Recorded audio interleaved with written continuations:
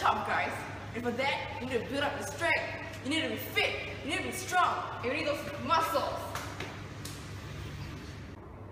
Lifting is very important. It not only increases the size of those guns, but also your metabolism rate. Your metabolism rate is made up of chemical reactions in your cells, and that includes bond breaking and bond making. Bond breaking is exothermic, which means heat is released into the surroundings and the temperature of the surroundings increases. Bond making is endothermic, which means heat is taken in from the surroundings and the temperature of your surroundings decreases. So, the more you lift and exercise, the more muscles you have. That means more chemical reactions going on in your cell and a higher metabolism rate. This means you can take in more food and whey proteins to make you fitter and healthier. I mentioned it before and I'll say it again. The more you lift, the more muscles you have and the more fitter you will be for military training. When you lift, there's a higher activity of enzymes in your Krebs cycles during respiration, which leads to more redox reactions, where more electron carriers are reduced and more carbon compounds are oxidized. In reaction, there's a loss of oxygen, a gain of hydrogen, and a gain of electrons.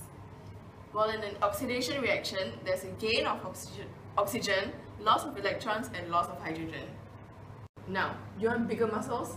Don't you dare go messing around with steroids. Instead, stick to supplements such as whey protein. Whey protein has nutrients that are essential for muscle growth and for restoring dying cells. Whey protein undergoes chemical reactions that provides nutrients for oxyradicals, molecules with at least one unpaired electron that are produced when muscles are tired. It leads to muscles growing unnaturally fast. So that's all I have for you guys. Now jump and give me 20. But that is not enough. Without your armor, confirm plus job die on. You see this tank? Very strong, right? Tanks need to be strong to withstand attacks of various sorts, be it artillery hits or bombs. The Singapore Armed Forces uses 3 kinds of tanks: the AMX-13 SM-1 light tank, the Centurion tank, and the Leopard tank. Most tanks don't use pure metals though. Pure metals are too soft, else the strong ones are really expensive and hard to find. Hence, alloys which are a mixture of 2 or more elements where one is a metal are used. For example, the Leopard tank uses nanoceramics materials and modern titanium and steel alloys. So what is so special about alloys that make them so strong? First, let's recap the structure of pure metals. As you can see here, metal ions are all in neat layers surrounded by a sea of free-moving electrons. Pure metals are highly malleable and ductile, which means they can be molded into any shape very easily. Why is this so? It's because the layers of ions can slide over each other to give the metal piece a new shape. Which means if tanks were made out of pure metals, once hit, the tank would very easily have a dent, which is not desirable at all. And so, alloys are used instead. As you can see here, the different sizes of atoms distort the regular arrangement found in pure metals. As such, it is more difficult for the layers to slide over each other, making them harder than pure metals. Now let me show you another of my babies. Ta-da! A fighter plane. Singapore uses 3 kinds, the F-16D, the F-5E/F, and the F-15. Guess what these babies are made of? Metals? Alloys? Both wrong, ha ha ha. Metals and alloys will be too heavy because of their tightly packed crystal lattice due to larger amounts of delocalized electrons, resulting in strong metallic bonds holding more metal atoms together per volume, resulting in higher density and hence more weight. Instead, carbon fibers are used, which is a strong and light material. As the name states, carbon fibers are made of carbon. Yes, the carbon in carbon dioxide and also the carbon in graphite in your pencil lead.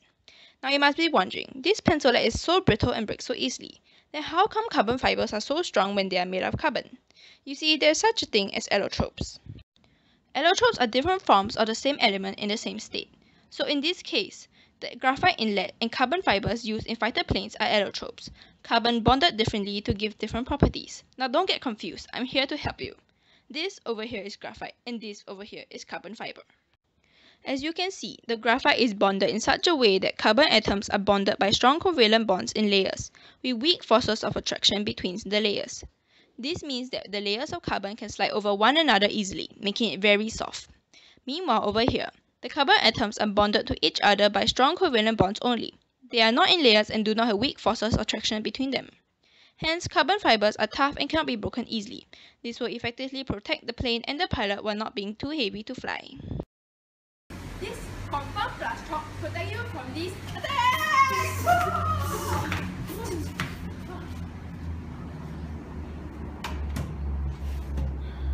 That will be... Oh, right. The defense just isn't right without the offensive, guys. This is an explosive, what y'all kids like to refer to as bombs. You know they spit fire, but do you know what goes on inside? Chemical explosions may be either decomposition or combination reactions. Both are exothermic, i.e. heat releasing, like what that gym dude said. This is 3-nitrotoluene, otherwise known as TNT, to help me explain decomposition. When TNT decomposes, the products are combustion gases produced at high temperatures because it's exothermic. The volume of the gases is much larger than the volume of the explosive, generating high pressures at the reaction zone. The rapid explosion of the gases forms the shock wave that provides the explosive effect. The gases produced then ensure the continuous burning of the flame as it undergoes combustion with oxygen. Psst, combustion is also called burning. Hehe, that's the way to annihilate your enemies. Combustion reactions require two or more components reacting together exothermically to produce hot gases, like gunpowder. In these explosions, the reactants that make up the explosive must be carefully mixed to assure that the reaction will continue. Combustion occurs here too.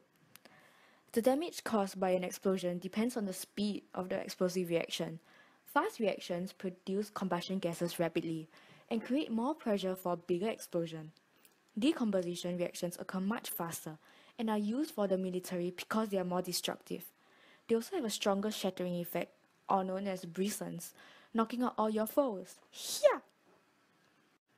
Not satisfied?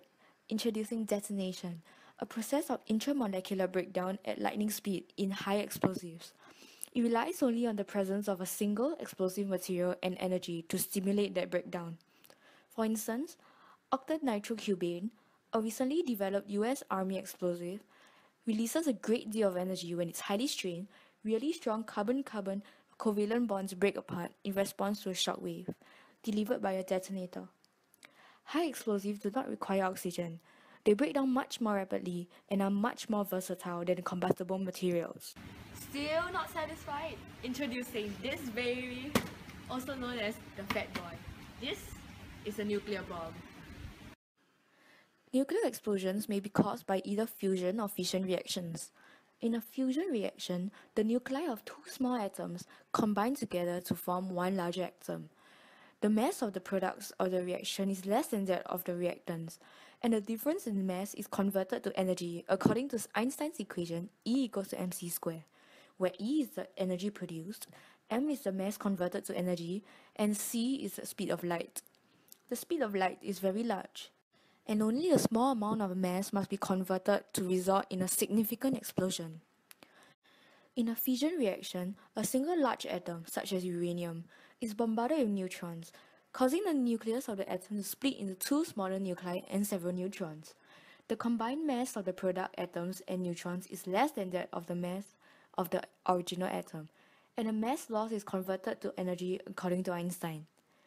The neutrons produced by the fission reaction causes other large atoms to fission, leading to a chain reaction that continues exponentially. The entire process is really fast, taking only a few millionths of a second. The energy production heats the surrounding air and causes it to expand in the form of a blast wave. And it's not just a big blast wave, it's a massive one. The energy release capability of nuclear devices is so great that it is one of the strongest explosions mankind is capable of setting off. It can generate Gauss shock waves that are even stronger than the strongest naturally occurring earthquake. And that energy and the sound waves alone can reach considerable distances and alone flatten buildings and kill. It is so strong that a vacuum is created in its center, so that after the energy expansion dissipates, the air is pulled back into the detonation point. Think about that. But if you still think that nah, this is all kiddie business, flattened earthquakes, loud sounds, still not enough, let me introduce you to chemical warfare. There are a few categories to separate them. There are nerve agents, blistering agents, blood agents, choking agents, and etc. And they do exactly what the name suggests. I'll be telling you about two of them, nerve agents and choking agents. First up, nerve agents. Nerve agents acquired the name because they affect the functioning of the nervous system. Most nerve agents belong to a group of chemicals called organophosphates, also known as OP compounds. They exert their biological effects by irreversibly inhibiting the enzyme acetylcholine esterase, also known as ACHE. Enzymes catalyze the substrate to form a product. This enzyme is responsible for hydrolyzing acetylcholine, ACH, which is a neurotransmitter. Nerve agents bind to part of the ACHE molecule. This makes the ACHE inactive and blocks its action. Therefore, there is no way to stop the action of acetylcholine. It will build up and it will continue to act. The effects of nerve agents are the result of the action on the receptors within the central nervous system. The most critical effects are paralysis of the respiratory muscles and inhibition of the respiratory center. Ultimately, death results due to respiratory paralysis. If the concentration of the nerve agent is high, death is immediate. One example of this nasty agent is sarin gas. Like some other nerve agents, sarin attacks the nervous system. Death will usually occur due to the inability to control the muscles involved in breathing function. Also, it is very volatile, which means it can turn into a liquid from a gas very easily, relative to similar nerve agents. Therefore, inhalation can be very dangerous, and even vapor concentrations may immediately penetrate the skin. A person's clothing can release sarin for about 30 minutes after it has come in contact with sarin gas, which can lead to exposure to other people. So not only do you die, other people around you die too. And remember, sarin is a colorless and odorless gas. Next up, choking agents. At room temperature, chlorine is a pungent green-yellow gas. It can be liquefied under moderate pressure and has very corrosive properties when it comes in contact with epithelium, especially moist epithelium, which is one of the 4 basic types of animal tissue. Due to its halogen characteristics, chlorine is often reduced, which means it gains an electron when it interacts with moist tissues. This occurs when hydrogen separates from water in the moist tissues, therefore causing damage to the tissue as hydrochloric acid is formed. And yup, they are a lot more acidic than the stuff you see on a lab bench. Also, free oxygen radicals are formed, which could potentially be damaging to the tissue as well. So not only can you attack on the outside, you can attack on the inside too. But don't worry too much.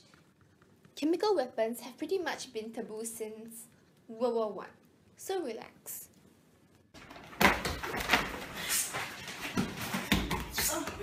And that is all you need to know about the military, Medius. I hope you learned something. Good night and ta-ta!